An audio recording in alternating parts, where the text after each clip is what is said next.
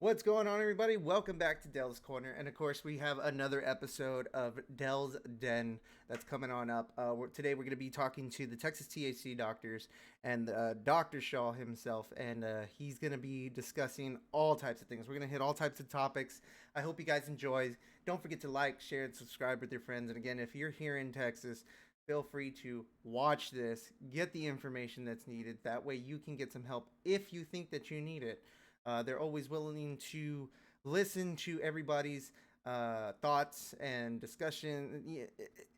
Overall, Texas THC Doctors is amazing. So hope you guys stay for this one. Love y'all. Y'all be safe.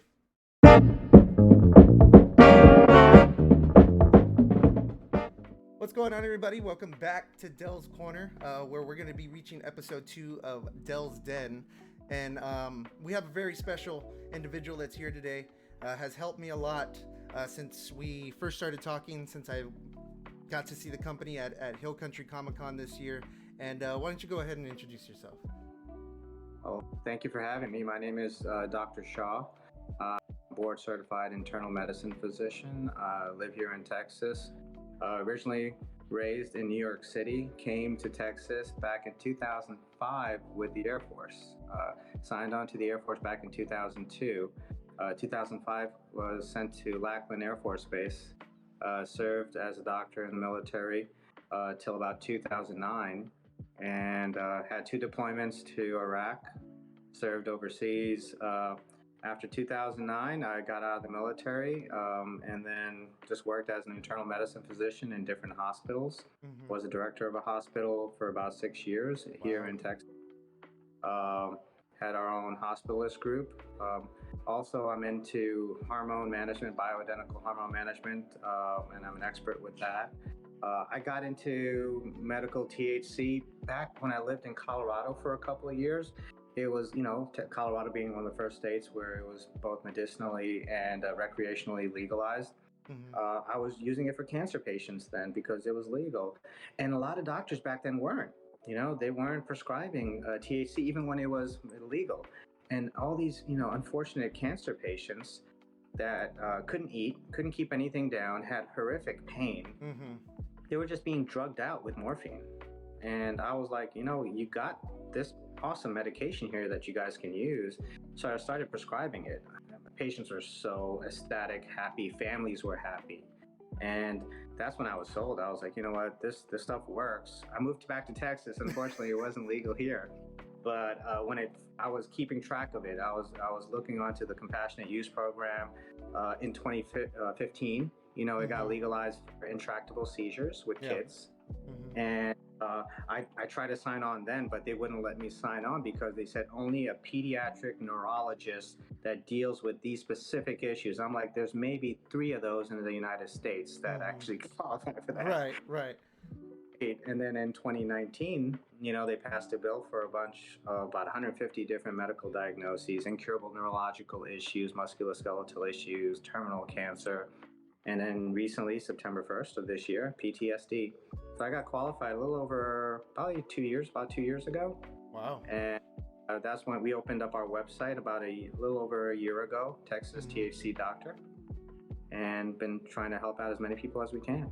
That's fantastic. Now, what made you want, first and foremost, thank you for your service, everything that you've done, what made you decide that you wanted to become a part of the medical, like become a doctor, when you first started going through? Well, being Asian, and I joke, but this is very true too. I think there's a lot of comedians that talk about this. Your parents don't give you much choice, right? Being Eastern Asian from, around India, Pakistan. My parents are from Pakistan. Mm-hmm. They don't give you much choice in what you're going to become. It's basically you're going to be a doctor, a lawyer, an engineer. That's about it. I mean, you're going to be one of those three things when you grow up. And that's the only thing I was really interested in. I was always interested in science. I was always interested in medicine. Thankfully, thank God, because it would have really sucked if I wasn't. But I love that stuff. I love medicine. My mom got breast cancer when I was in med school. That even got me even closer into, learning a little bit more about medicine and oncology. But I went towards the internal medicine route because it deals with the whole body. Right. I consider myself a little bit of an expert in almost every field. That's what internal medicine is. You know a little bit about everything. Um, and I'm not afraid of not saying I don't know something. I think that any good clinician should say, hey, I don't know that, but I can figure that out for you. Yeah, yeah, And I definitely agree. No, I definitely agree. I mean, I really appreciate it whenever my doctor, my PCP, whenever I go to the doctor, if they don't know, I would rather you tell me that you don't know compared to you acting like you do know. Like, oh, it might be this, or oh no, just tell me like you don't know. You're gonna send me to a specialist. exactly, exactly. No, I'm all for that. I don't. I think doctors are very prideful. That's part of the field. I think what they say that almost all doctors have some sort of narcissistic personality, and that's I guess you want your doctor to be a little narcissistic because you want to have some faith in him. You know what I mean? The If confidence, you right, right. then then you wouldn't want to imagine a doctor walking around saying I don't know what I'm talking about. You really don't want that guy to be your doctor. But I think any good clinician should know, hey, I don't know what that is, but you know what, that's an interesting question, let's figure it out, Right. because there's a lot of people out there that have written about everything, and if you're a good doctor, you can find a way of learning about it and figuring it out. Right, right. I agree. I definitely agree. Now, let's get on the obviously Texas THC doctors, right? THC, CBD. There's some people, even in my own family, some of my friends, they're thinking that they're almost identical. Can you tell us the difference between THC and CBD? Yeah. THC is the one that everybody relates to getting you high, right? So Right. it causes more of a euphoric feeling. Mm-hmm. It attaches to a receptor called the CB1 receptor. In our body, we have the endocannabinoid system, Mm-hmm. and two main receptors related that we think about is CB1. That's what THC binds to, and then there's CB2. That's what CBD binds to. And that's more peripheral. That's more in the organs, our colon, our intestines, even our prostate and bladder. Mm-hmm. But it has an anti-inflammatory component. That's what we relate with CBD, right? Anti-inflammation, which is really good also for pain, because most of our pain in our body comes from inflammation as well. Right. So, and then the THC again binds more with the CNS system, which is the central nervous system. Mm-hmm. That can affect things like anxiety. It can affect. That's why we're usually more calm, right? Right. When we're on insomnia, it can help with sleep. It can help with pain receptors because all the pain receptors are related to our central nervous system. Mm-hmm. And then again, the euphoria too. That is something that's related with THC as well. Right. Okay. Now, again, I've discussed some of my friends about gummies and flour, inhalants. Now, obviously, inhalants are not approved here yet, not just yet. But what is the difference between the gummies and flour? I have people asking me all the time. Yeah. Now, so the flour, which we're all, anyone that's been in high school, college, back when I was in college, the first time I actually ever, had my first encounter with the THC, I was a freshman in college, right? Mm-hmm. The smokable type, that's what people consider the flour. When they say flour, a lot of people don't know it's what you're smoking, right? Right. Onset is really quick. Basically after you inhale, a couple of seconds later, it's in your bloodstream, and you got that feeling right away. It hits you right away. Now it can last usually a few hours max, 2 hours, maybe 3 hours. It should wear off usually pretty quickly. It doesn't really linger that long. Can it last longer? Sure, it can last longer depending on how your body metabolizes it out. Gummies are a little different. Gummies can take anywhere from 30 minutes to 2 hours actually just to kick in. Mm-hmm. Studies show that they peak around 2 hours. That's when you get the peak effect of it. Mm-hmm. Now they can last anywhere from 12 hours to 24 hours. Depending. I know we talked about this in past in our prior YouTube channel that I had a friend that cooked some in college, and they took a bunch of the flour, they mixed it with butter, and then they made these brownies. We took the brownies and we felt it literally the next day in class. We still, and that's more than 18 hours had passed, and we still felt high the next morning. So gummies again have to be digested, right? When they're digested, a lot of people don't know there's the THC goes through the liver and it becomes 11 hydroxy THC. which is actually more potent than THC. Okay. And that actually crosses the blood-brain barrier better too. So you can get even more of a high from the gummies or edibles than you could from smoking it. Now, I do have some individuals who have noticed a difference between the gummies and the or from the flower itself. Now, they feel like they get more of a head high compared to an all-body high when they take the gummies. Now, is that pretty normal? That is pretty normal. Yeah, when you're digesting it, it's going through the liver. Again, it's going to go through your whole body, right? So you are going to get a total body high more so with edibles than you would with smoking it. Okay. Yeah, that kind of clears it up. In the past, they know that sometimes you will feel it in your body, even with smoking it. You do, because eventually it does your blood, and your blood does go through your liver, of course, because it's your major metabolite in the body. Right. Okay. Well, as far as dispensaries go, it's still kind of new to Texas. Like you stated, it's been around for a little bit, but now that it's been approved for PTSD, now as far as we've discussed, we're looking at 2 dispensaries here, right? There's one called Texas Original, local Man Shack. Actually, I think they're both located in South Austin. The other one's Good Blend. Okay. Good Blend is also called Certera in other states. And in Texas, they're called Good Blend. They both fantastic companies. They have to go through strict guidelines and purification standards in Texas. So the products are consistent.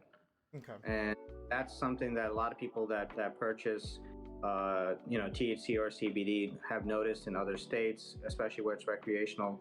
The consistency isn't there all the time. They have to follow a lot stricter standards to have that consistency. Okay. Yeah, that's very interesting because, again, right before we started this, we already talked about, the differences between Good Blend and Texas Original, on how Good Blend has sativa and indica gummies completely separate from each other compared to Texas Original, where it's more along the line of an overall blend of both. So, depending on what you're looking into, obviously, you got to make a choice. In my opinion, just try what you think is best. Just try one month and then try another one the other month and just find the middle ground. Now, getting back to PTSD, I have a little bit of a list here kind of discussing PTSD as far as what type of symptoms there are. I mean, we got flashbacks, we got fear, we got irritability, hostility, behavioral mood changes, emotional detachment. I mean, with all these symptoms, what is your advice to someone who is experiencing these issues and is being diagnosed confidential? Oh, wow. So your question is, if they're having these symptoms, what would be my recommendation? Like who would they need to go talk to? Okay, other than their primary care doctor, that's always who I recommend you talk to first. Talk to your primary care doctor. If your primary care doctor doesn't feel comfortable about discussing this sort of stuff, which he or she should, they should be comfortable with it. But if for some reason they don't, they should refer you to a psychiatrist, if that's the case, or even a therapist. Now, if you feel like you have those symptoms and your primary care doctor hasn't, and you want to be diagnosed with me, yes, I can do that. That's what you're asking. Yes, I can diagnose people as well. Okay. But it basically, first, I always want people to go to their primary care doctor first, because I think you should have a good relationship with your primary care doctor. Right, and I definitely agree. I mean, I have a primary care doctor, and a lot of people confuse nurse practitioners with primary care doctors, and they can be, actually. It depends on the practice. Nurse practitioners go through a lot of schooling as well. They work under another doctor, so they have their own, but they also are working under another doctor. But they can prescribe medication just like a regular doctor could as well. It just depends on that clinic, because of how things have changed with physicians and nurse practitioners and PAs, or physician's assistant. They're all considered providers that can prescribe as well. I don't know if they're allowed to prescribe THC. That's a good question. I think it's only medical doctors that are able to at this time. Okay. But can provide you a diagnosis. Okay.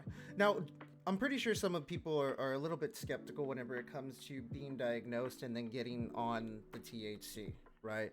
For their jobs. Like what would you say when somebody's like concerned about their job?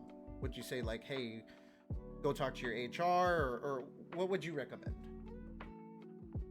All right. So this is what I say. If you're part of a federal job Mm-hmm. and you don't obviously, you got a good job with the federal government, I would say, one, are you drug tested? Right. And if they say no, I've been working with them for 20 years, I've never been drug tested. And I think you're in the clear. You know what I mean? I don't think no one's going to really bother you. Now, let's say you're somebody that is a contract worker for the government and you deal with something really high risk or something, and they drug test you all the time. Definitely talk to your Right. ask them about it. You don't want to lose your job. Mm-hmm. If it's a federal government job, of course, ask them first and say, hey, I'm going to be getting on this. This is medically legal in Texas. What do you guys think? And that way you can at least get it, signed off before you partake in it. Mm-hmm. Now, some people that have jobs that are non-federal, and I asked them the same question initially: do you get drug tested for your job? If they say no, I'm like, then honestly, this is like starting any other medication at a doctor's office. If you're started on, for example, Xanax by a primary care doctor, do you have to go tell your job that you're on Xanax? No, right? No. It's a controlled substance, right? If you're started on Norco, it's a controlled substance, right? And it's highly addictive. Opiates are highly addictive. Oh yeah. You don't report that to your primary care. You don't have to report that to your job. So why would you really have to report THC to your job? It's a medical, it's medicine. It's medically legal in Texas. Mm-hmm. There should be no query or actually any problem with your job. Mm-hmm. Now, again, it goes back to your job, right? Now, I can't tell you how awesome your boss is or how sucky your boss is. Right. Your boss can be a total, can I say dick? Yeah, go for it. Can be a total dick, and then they just have it out for you and they don't want you to work there anyway, and this could be an excuse to fire you. Could that happen? Yeah, it could happen. Mm-hmm. So, I mean, I guess you have to feel it out. Right. I tell people to volunteer their personal health information to their job because it's none of their business. Mm-hmm. It really isn't, and I firmly believe that. I think this is your health. Right. This has nothing to do with your job. Now, if you are going to work and you're abusing medical marijuana, just like if you were to abuse Xanax or abuse Norco or fentanyl or any other medication, or even a SSRI. Let's say you're taking, Paxil, or if you're taking Effexor, or you're taking one of those atypicals. Right. You can still have weird side effects from them, right? Mm-hmm. And come to work sleepy and lethargic. Or you can have, horrible anxiety and stress related to those things too, and they can react really crazy. Mm-hmm. I think you got to really just figure out, as long as you're not abusing the medication, right, and you're taking it the right way, the way we're prescribing it. And I explain to people how to work up to a dose, actually start low and work up to a dose. You shouldn't have any sign that shows that you're on THC. You shouldn't be, coming into work high. Right. Everybody's doing this for quality of life. They're doing this to improve their quality of life, whether it is from a PTSD diagnosis or it's from some sort of pain diagnosis that they have. But it's medicinal, right? This is all medicinal. So why I always get upset when people have that kind of thought, because I'm like, this is for your health. No one should say otherwise. Right. Right. And if it's making you feel better and your quality of life is improving, you know what? Yeah, I think you should do it. Right. Yeah, because I've dealt with mental issues before where it's just like I can't get out of that mindset. But then when I started taking certain medications, I started lightening my mood, started lightening up a little bit more. Conversation became a lot better. And I do agree with you that this is medicinal. Use it wisely and use it smart on top of all that. Don't abuse it, because again, abusing it can lead to other things, and then you're going to get in trouble for it. You could lose your job, you could go to jail, you can do all those. It's crazy. It's crazy. I think you said it exactly. You can abuse anything, right? Right. You can abuse any medication that you're on incorrectly, and it can give you a lot of problems. And the people that, I guess the ones that are having problems with this, with their, with their job, they have other stuff going on. 90% of the time, there's something else going on. This isn't the only reason why they're having problems. It's because some other issues that are going on. If you're doing this right, like 90% of my patients, 99% of my patients are using this right, there should not be a problem at work. No one should know anything at work. If anything, they should notice that you're a much better person to work with. I agree. I definitely agree. Again, dealing with the things that I've personally been dealing with, ever since you started helping me and I started taking the, my dosage and everything like that. I noticed personally that prior to meeting you and getting diagnosed, that I was drinking a lot more than I should be. And it didn't hit me until after I started taking it. And now I am glad to say that I honestly haven't had like a major drinking day in about, since September, since it started. And I feel a lot better. I've lost a lot of weight on top of all that. I've cut it down, and it's been fantastic. It's been great. It's That is definitely awesome. been... Now, You're not the only one that said that too. I mean, I hear that from a lot of my patients. A lot of them say that they're treating themselves with alcohol. right. A lot of my patients with PTSD, a lot of my military patients, with PTSD, ex-military veterans that, have PTSD, they say that, what, I've been drinking alcohol just to cope. And, that destroys your life. Honestly, it destroys your health. It destroys your life. And they, like you, they started on the THC and they stopped drinking too, because they didn't need to anymore. No. That crutch. Right. There's just like a weird chemical imbalance that THC gives me instead of drinking. And not only that, obviously we all know the more you drink, it's going to hurt your liver, it's going to hurt your kidneys. It's just not overall good for you. But with THC, there's none of those effects, correct? Correct. I mean, again, I always tell people it's impossible to overdose on THC, and it is. You literally have to take, I think it's 1,500 pounds of THC within 15 minutes to actually overdose on it, which is impossible. So it's something you can't overdose with. Can you get a bad high? Yeah, you can get a bad high. More so from smoking. Can you get gummies? Yeah, you can. Not if you do it correctly. Right. The whole thing with the gummies is, if you're going to take a gummy, give yourself a good 2 hours before deciding if it's working or not. If you react too quickly because you think you're not getting anything from it and you pop another one, it can build up in your system, and again, that affects your CNS, your central nervous system, and you can get a bad high.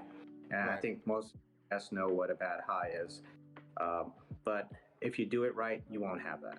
Right. And not only that, for the severe individuals who deal with those anxiety attacks throughout the day, I would personally suggest any type of drinks. I do know Good Blend has drinks. They just came out with a new one as well. And then they have lotions that actually go on the skin, that go through the pores, and it hits you in about 15 minutes to 30 minutes, depending on, again, how you stated your body metabolizes it.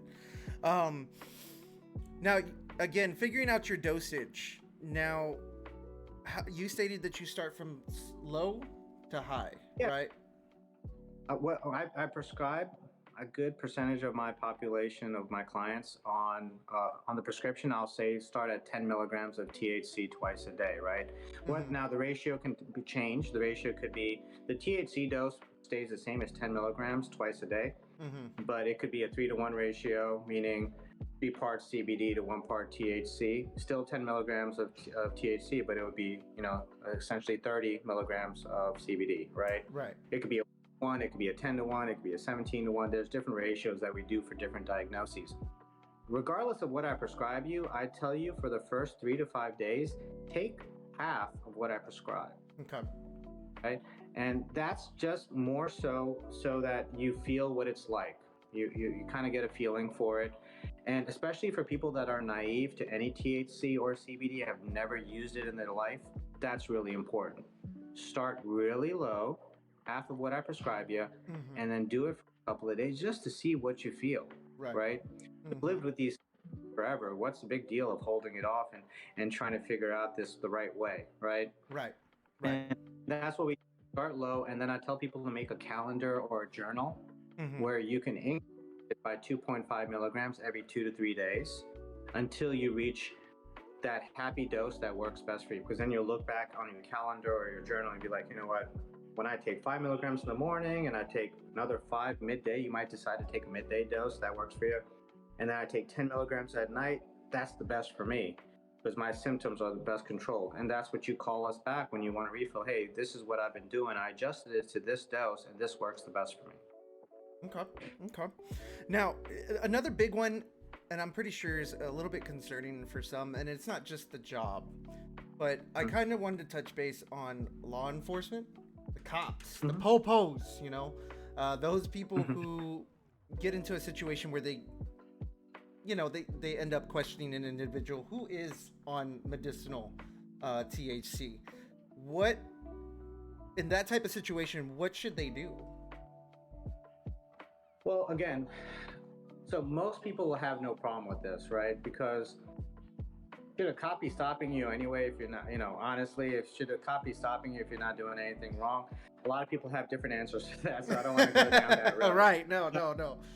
The majority of people, if you're not doing anything wrong, you're not speeding, you're not crossing red lights, you're not doing something that draws attention to you, no cop should stop you, right? Right. So majority of people, they shouldn't be stopped. Now, if you're driving all crazy and you're swerving, there's a reason why he's stopping you, and whether it's the THC combined with something else that's causing it, that might be a problem. Now, should THC cause that? No, it shouldn't, right? Okay. Unless you're abusing it and you're not taking it right. Or you've mixed it with something else like alcohol, and now you're feeling the effects of both of them, right? And then you can have adverse reactions and you'll be driving impaired. Right. And then that is, a problem with the cops. Now, if for some reason someone's saying, hey, what if a cop just stops me for something totally different? Let's say I was speeding. And some people just like driving fast and you're speeding, right? They shouldn't be, they more than likely, they're not going to ask you what medications you're on THC unless you're acting funny. Right. Should it be something you divulge? No, I honestly don't think you should, because it's a medicine, right? Do you tell every time a cop stops you, hey, I take Norco and fentanyl and I take Celexa and you don't tell them what medications you take. Right. So you shouldn't really be divulging that information unless they actually think that, that you're under the influence of something, right? And they won't, because again, it's not smokable, so there shouldn't be no odor or horrific odor. There is some odor in those bottles, so you can smell the THC, but it shouldn't be, wide open in your car for him to smell. But the question I think you're getting at is, are cops able to know that you're on the program? Now, the answer is, in the short answer, yes, they should. They can access the DPS system, which is part of the CURT system that has you as a member of the Compassionate Use Program. Now, how many cops actually know they can? That's another question. Okay. Because I'm not sure if they've gone through the education and training to let them know that they can access the site, but they can. Okay. Yeah. Okay. Yeah, so they do have the ability to access the site. Now, do they know that they have the ability? Probably not. I'm sure they haven't been educated on this stuff yet. And if they have, I'm sure it's not a huge percentage. Right. That haven't.